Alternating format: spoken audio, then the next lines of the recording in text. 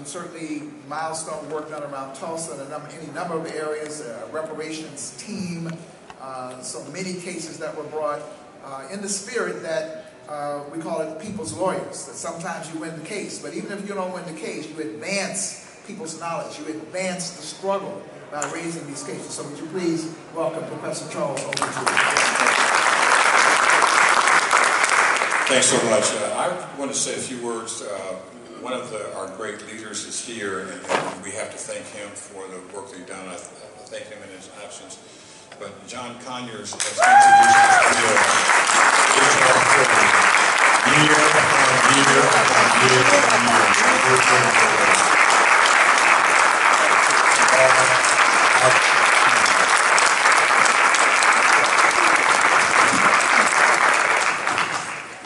And to say that, I wanted to say a little bit about Tulsa. I have just a few minutes, but I want to say a little bit about Tulsa. When I decided that I wanted to get involved, Randall Robinson was a very big mentor, and we had a press conference here in Washington, D.C., talked about reparations. And during that conversation, I was surprised when Randall said, well, you know who's going to lead the movement? Charles Ogletree. I said, it would be nice if you told me that. But I went to Tulsa, and I met John Hope Franklin when he was alive, and had a chance to talk to him. And he was not only my teacher, I have his books for what he did, but he was also my client. And he understood what happened in Tulsa. That was our first indication of what blacks could do.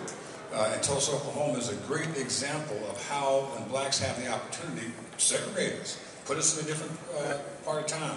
And they did an incredible job in Tulsa, Oklahoma. And you see those legacies now.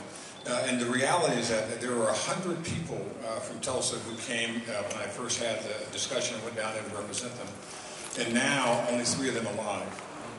It doesn't mean that we stop. It means that we have to continue to do our work and make sure that things happen. That's right. And the reality is that our reparations move is not just national. We'll say a little bit about the national, but it's global as well. We talked about it in Africa. We talked about it in many places. We've seen reparations given to others. And it's amazing. I have to say this. I spoke to one white gentleman. He says, well, I wasn't even born. I don't owe you any reparations. I said, yes, you do. Because you had a toilet you could go into, you had a water fountain you could drink from, you had a hotel where you could stay, you had a school where you could be educated. We didn't have those things just because we were people of African descent, and all that had to be changed.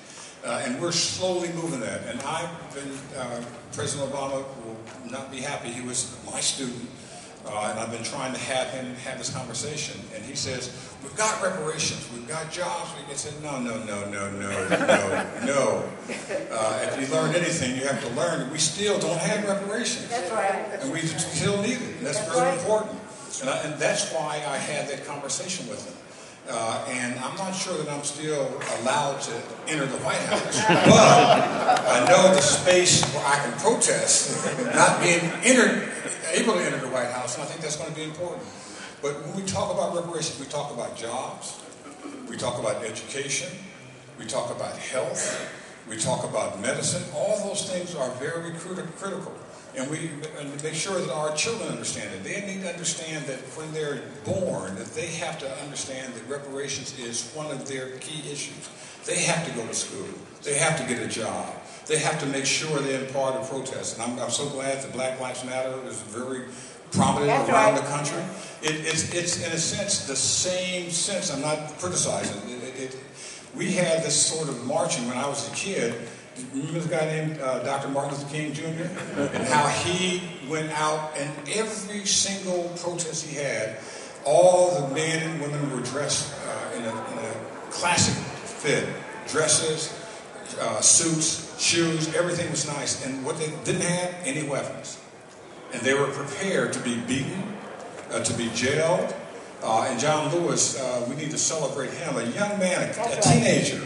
And going across the Edmund Pettus Bridge, I hope all of you have seen the movie. If you haven't seen it, see it and tell people. People need to understand the history. And I talk to my students about it all the time, and they, I'm sure, are sick of it. Young people wonder. I said, tell me about Dr. Martin Luther King. They said, oh, was he the guy who had a dream? I said, he's more than that. He did have a dream, and And that's why you are where you are today. And I think we need to make sure that we are moving in the right direction to make sure things happen. There is, and Ron should know this, there's a brother, and Mr. Peoples must be 80-something years old, almost 90 years old. Every single day, this brother in Compton, California, has a little truck, and he runs and he talks about reparations. Right? He's just as alive in the years when he's 80 or 90 years old as he was when he was a teenager. Come on now. And that makes people understand how important it is. And they hear that and make sure that happens. Now, I think that we have to make sure that our children understand that we're not here just because we made it. We're here because we fought to be treated as citizens of the United States of America and beyond. And we've done that. And we need to do even more. Make sure our children get the education, they get the meals, they get the understanding what it means, and not to be surprised that people are going to separate them and try to call them all sorts of names, and everything other than a liberator. But I think that's very important. We have to do that. And I think that we need to make this issue reparations now, reparations tomorrow, reparations forever. Thank you very much.